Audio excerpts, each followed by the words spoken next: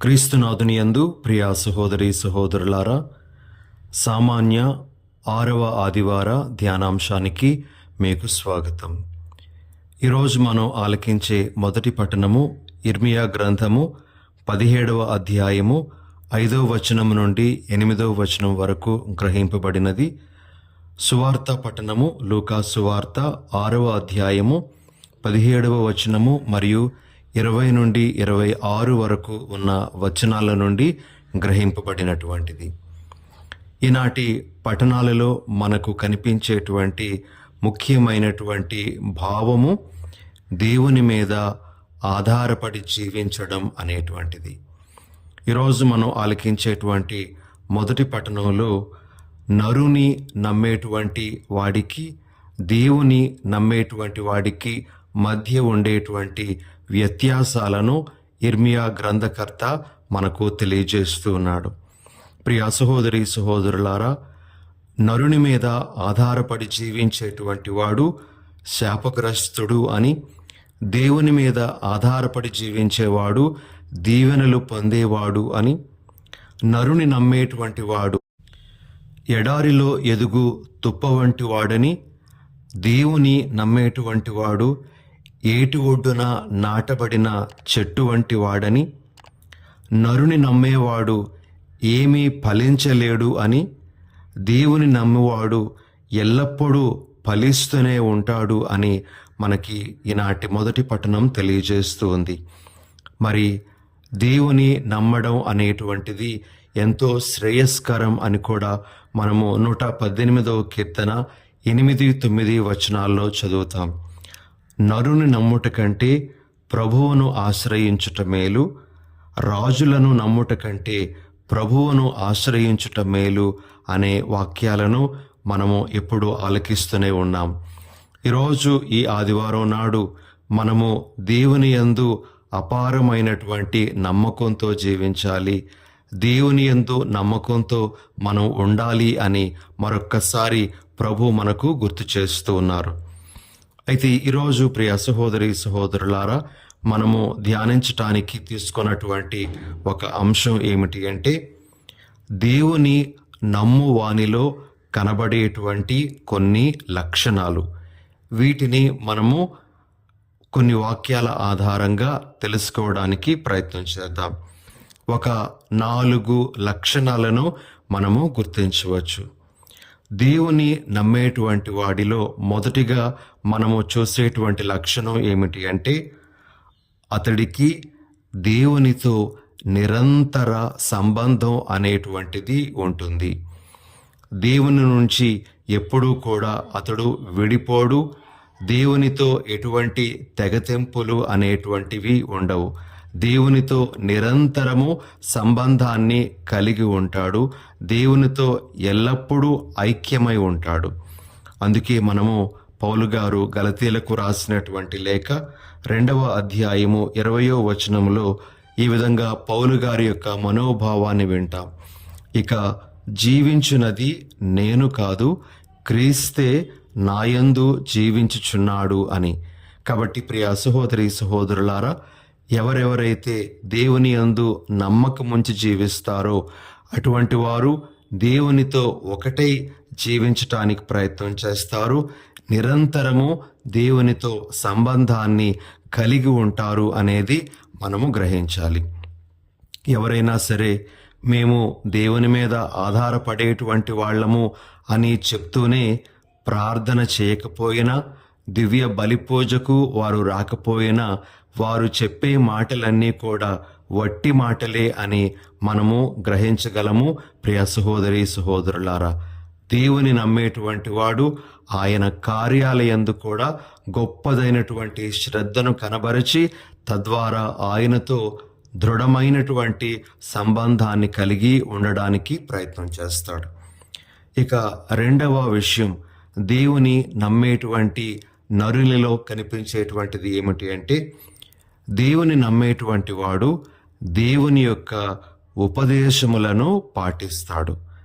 దేవుడు తనను ఏం చెయ్యమని కోరుతూ ఉన్నాడో, ఎలా జీవించమని కోరుతూ ఉన్నాడో అలా జీవించటానికి ఆ వ్యక్తి ప్రయత్నం చేస్తాడు. నేను దేవుని నమ్ముకున్నటువంటి వాడిని అని చెప్పి దేవుని మాటకు వ్యతిరేకంగా ఎవరైనా వెళ్తే వారు దేవుని నిజంగా నమ్మేటువంటి వారు కాదు అని మనం చెప్పగలము. మనము కీర్తన 118, 93, 94 వచనాలలో ఈ విధంగా దేవుని యొక్క వాక్యాన్ని వింటాం. నేను నీ ఉపదేశములను ఎన్నడును విస్మరింపను. నీవు వాని ద్వారా నేను బ్రతికి ఉండునట్లు చేసితివి. నేను నీవాడను, నన్ను రక్షింపుము. నేను నీ ఉపదేశములను పాటించుచున్నాను. ప్రియ సహోదరి సహోదరులారా, దేవుని యందు నమ్మకముంచి జీవించేవాడు ఆయన యొక్క మాట ప్రకారంగా నడుచుకుంటాడు. ఆయన ఉపదేశాలకు తన జీవితంలో గొప్పదైనటువంటి స్థానాన్ని ఇస్తాడు. దేవుని యొక్క ఉపదేశములను విడిచిపెట్టి అతడు దేవుణ్ణి నమ్మేటువంటి వాడుగా పరిగణింపబడేటువంటి అవకాశం ఏనాడు లేదు. ప్రియ సహోదరి సహోదరులారా, మరి మన కుటుంబ జీవితాలకు మనము అన్వయించుకున్నట్లయితే, మనము మన తల్లిదండ్రులను ప్రేమిస్తున్నాము అని చెప్పుకుంటే వారి యొక్క మాటలను కూడా వింటాం. వారు మనకు ఏం చెప్తున్నారో మనం వింటాము. ఆ మాట ప్రకారంగా నడుచుకోవడానికి కూడా మనం ప్రయత్నం చేస్తాం. అది మన తల్లిదండ్రులపై మనకున్నటువంటి ప్రేమను సూచిస్తుంది. అదేవిధంగా మనము దేవుని మీద ఆధారపడేటువంటి వాళ్ళము అని చెప్పుకుంటే మనము ఆయన యొక్క మాటలను కూడా వినాలి, పాటించాలి. ఆయన ఉపదేశాలను మన మనసుల్లో మనము పదిలపరుచుకోవడానికి ప్రయత్నం చేయాలి. ఇది రెండవ ముఖ్యమైనటువంటి లక్షణం. ఇక మూడవ లక్షణం, దేవుని నమ్మేటువంటి వాడు చేసేటువంటిది ఏమిటంటే, అతడు ఏ ఆందోళనకు తన యొక్క జీవితంలో తావివ్వడు. అనేకమైనటువంటి సమస్యలు రావచ్చు, అనేకమైనటువంటి కష్టములు, హింసలు అతడు ఎదుర్కోవలసి రావచ్చు. అయినప్పటికీ కూడా అతడు ఏమాత్రము ఆందోళనకు తావివ్వకుండా తన జీవితాన్ని దేవుని చేతుల్లో పెట్టి నడిపించుకుంటాడు. నిర్గమకాండము 14వ అధ్యాయము 13, 14 వచనాల్లో మోషే ప్రజలకు చెప్పినటువంటి మాటలు ఈ విధంగా మనము వింటాం. దానికి మోషే వారితో భయపడకుడు, గట్టిగా నిలబడుడు. మిమ్ము రక్షించుటకు యావే ఏమి చేయునో మీరు ఈనాడే కన్నులారా చూడగలరు. ఈనాడు మీరు చూచుచున్న ఈ ఐగుప్తు దేశీయులను ఇక ముందెన్నడూ చూడబోరు. యావే మీ పక్షమున పోరాడును, మీరు కదలక మెదలక ఉండుడు అనెను. ఇజ్రాయేలీ ప్రజలు ఎర్ర సముద్రాన్ని దాటే సందర్భంలో మోషే ఈ మాటలను వారితో చెప్పడం జరుగుతుంది. ఇజ్రాయేలీ ప్రజలకు ఎదురుగుండా ఎర్ర సముద్రము, వారికి వెనుకగా ఫరో సైన్యము వస్తూ ఉండేటప్పుడు ఎంతో ఆందోళనకు గురి అయినటువంటి ఆ ప్రజలకు మోషే చెప్పినటువంటి మాటలు, ఒక విధంగా ఈ యుద్ధము యావేదే అనేటువంటి విషయాన్ని కూడా మోషే వారికి చెప్పడం అనేటువంటిది మనము గ్రహించగలము. కాబట్టి ప్రియ సహోదరి సహోదరులారా, దేవుని మీద నమ్మకం కలిగినటువంటి వాడు ఎటువంటి ఆందోళనకు తావివ్వడు.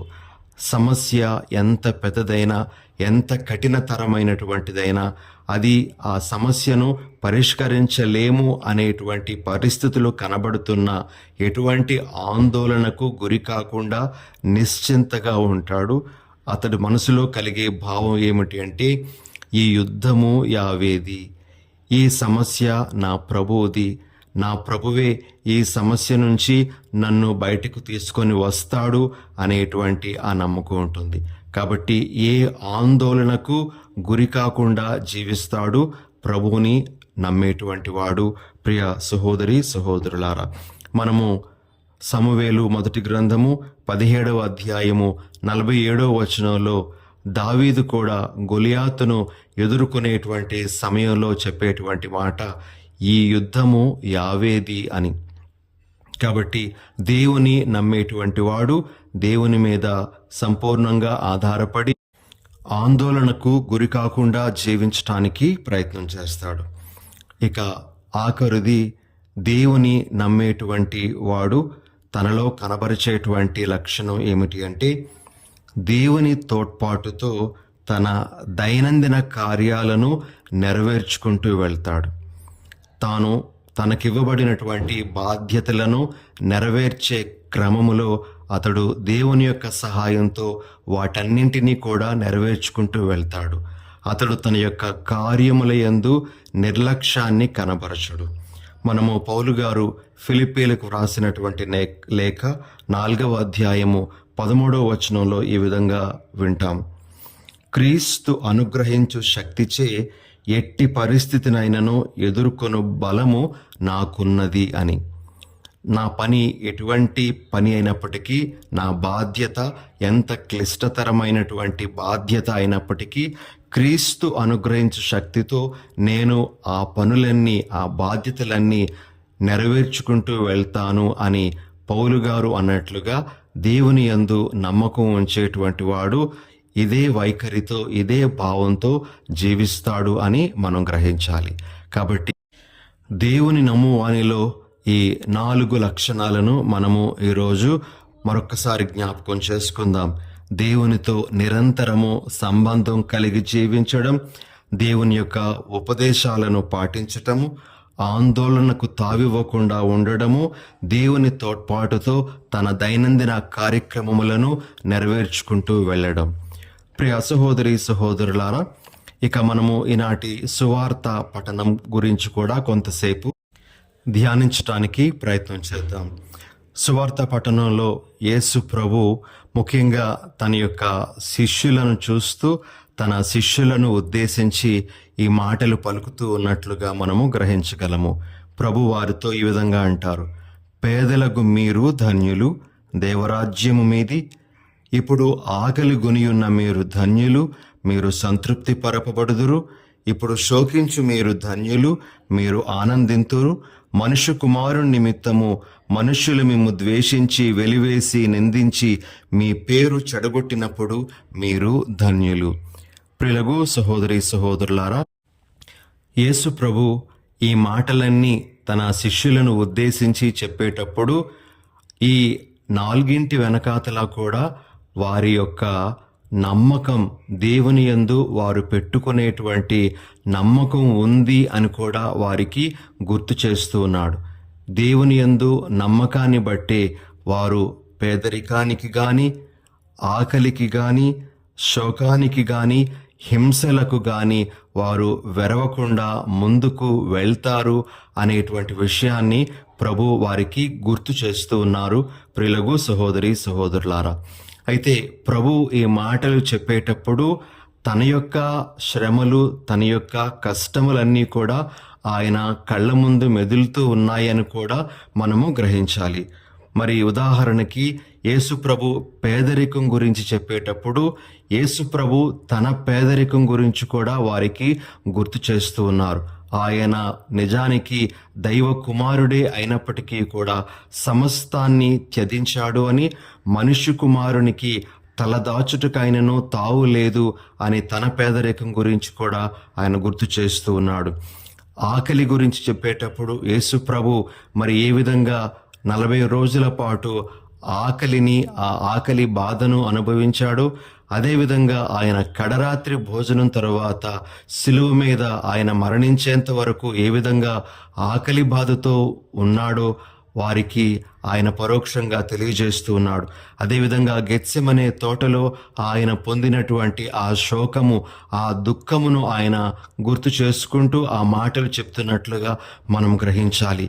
అదేవిధంగా హింసల గురించి ప్రభు చెప్తేటప్పుడు ఆయన తానే స్వయంగా అనుభవించాల్సినటువంటి ఆ శ్రమల గురించి కూడా ఆయన చెప్తున్నట్లుగా మనము గ్రహించాలి. ఈ 4 విషయాలు కూడా ప్రభు తనకే మొదటిగా ఆపాదించుకుంటున్నట్లుగా కూడా మనము గ్రహించాలి. ఈ 4 ద్వారా ఆయన ఏ విధంగా ధన్యతలోనికి, పరలోక బహుమానంలోనికి అడుగు పెడుతూ ఉన్నారో మనం కూడా దేవుని యందు నమ్మకంతో ఎటువంటి శ్రమలకు ఓర్చుకుని జీవించేటప్పుడు ధన్యతలోనికి అడుగు పెట్టగలము అనే విషయాన్ని ప్రభు మనకు ఈనాడు స్పష్టం చేస్తూ ఉన్నారు. ప్రియ సహోదరి సహోదరులారా, మరొక్కసారి ఈ 4 వెనకాతలా కూడా ప్రస్ఫుటంగా కనబడేటువంటి ఒక ముఖ్యమైనటువంటి భావం ఏమిటి అంటే దేవుని మీద ఆధారపడడం. దేవుని మీద ఆధారపడడం వలననే ఇవన్నీ కూడా భరించే శక్తి, స్వీకరించేటువంటి శక్తి మనకు లభిస్తూ ఉంది అని ప్రభు మనకు తెలియజేస్తూ ఉన్నారు. మరి ఈనాడు ఈ దివ్య బలి పూజలో పాల్గొంటున్నటువంటి మనందరం దేవుని యందు నమ్మకంతో జీవించటానికి, తద్వారా ఆ ప్రభువుని మహిమపరచటానికి, మన జీవితాలను ధన్యమయం చేసుకోవడానికి ప్రయత్నం చేద్దాం. ప్రభు మనకు ఈ విధంగా మన జీవితంలో తోడ్పడి మనలను ధన్యులుగా చేయాలి అని మనము ప్రార్థన చేసుకుందాం. పరిశుద్ధుడైనవు మా ప్రభువా, మీ పరిశుద్ధ నామానికి వేలాది వందనాలు, స్తుతులు, స్తోత్రాలు. ప్రభువా, ఈరోజు నరుని నమ్మేటువంటి వాడి కంటే దేవుని నమ్మేటువంటి వాడు ఏ విధంగా ధన్యుడో మేము గ్రహించాం. మరి ముఖ్యంగా దేవుని నమ్మేటువంటి వాడిలో కనబడేటువంటి లక్షణాలను కూడా మేము ధ్యానించగలిగాం. ప్రభువా, మేము ఈరోజు ధ్యానించినటువంటి ఆ విషయాలన్నీ మా మనస్సుల్లో పదిలపరుచుకొని మీ యందు దృఢమైనటువంటి నమ్మకంతో జీవిస్తూ మా జీవితాలను కొనసాగించే వరాన్ని అనుగ్రహించమని మా ప్రభువైన యేసు నామమున అడిగి వేడుచున్నాం తండ్రి. ఆమేన్.